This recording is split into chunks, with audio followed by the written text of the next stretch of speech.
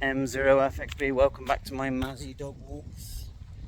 Quite breezy today, but anyway, let's talk Icom 7300.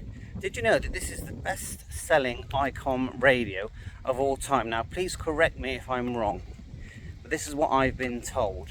So when it first came out, there was nothing like it on the market, and many radios that followed on from the Icom 7300 really, they were inspired by the 7300 with the waterfall spectrum scope and the functionality. Radios like the Yaesu DX10, the Yaesu 710, now the Yaesu FTX1, which I would say was more inspired by the Icom 705, which does have, of course, HF 6 meters, but also 2 meters 70 centimeters and D-Star. Now the Icom 7300 is a HF 6 meter and 4 meter radio, but the nice thing is it's a 100 watt device with a built-in antenna tuner. So let me know if you've ever had one. I feel like every ham that I know has had one, and this is anywhere in the world. Doesn't matter where you are. Once upon a time, if they didn't own a 7300, they've used a 7300, because when they came out, pretty much everyone bought one. and I can completely see why. I've been using mine today. They've got really good speaker audio. The contacts receive and transmit get good audio reports. Very intuitive when you use it. You know, you tap the frequency and then you can select the band. Tap the display and you can select the mode. You've got these excellent filters. Just push the top left button, you can move the bandwidth filters. You've got this multi knob that selects, you know, your power and your mic gain, and on the right hand side AB, VM. And it's a very intuitive radio, but it just works. And the other thing about it is, because it's SDR, and it was, as far as I can see, one of the first SDRs,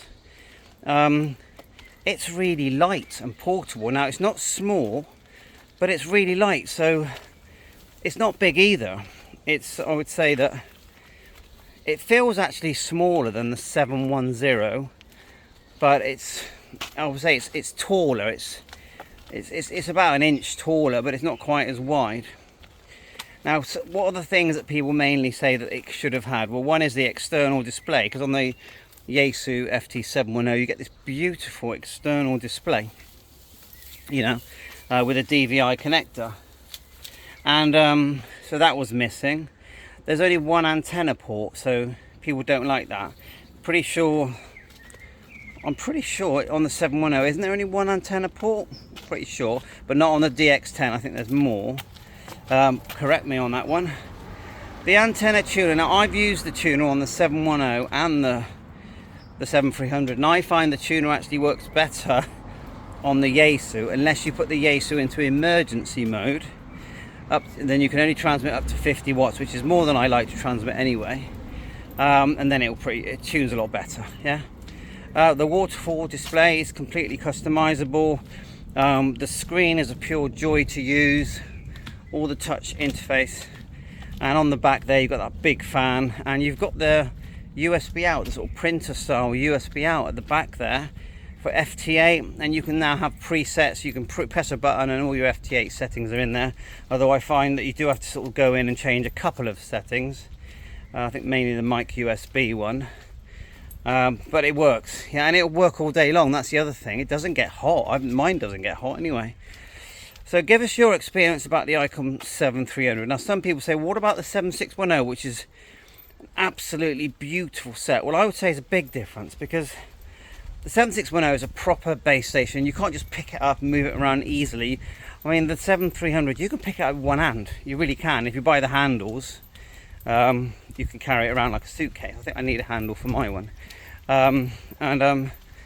So I think it's probably the best radio of all time. And that doesn't mean it's got the best functions of all time, and you know, superior functions if you're going to spend £5,000, but for around £1,100, and it was less at one point, I feel it probably is the best radio of all time, and second behind that I would definitely say the 710. Very hard to choose between the two. They're both a pure joy to use. People do talk about averaging being missing on the 710. They should have put it in the 710, and it's on the new FTX1, but it's not a game changer. It's a very slight thing, more of a bug, a thing that will bug you when you see the waterfall spectrum flicking up and down quite fast. It might bug you. Let me know all your thoughts. Bye for now. 7-3.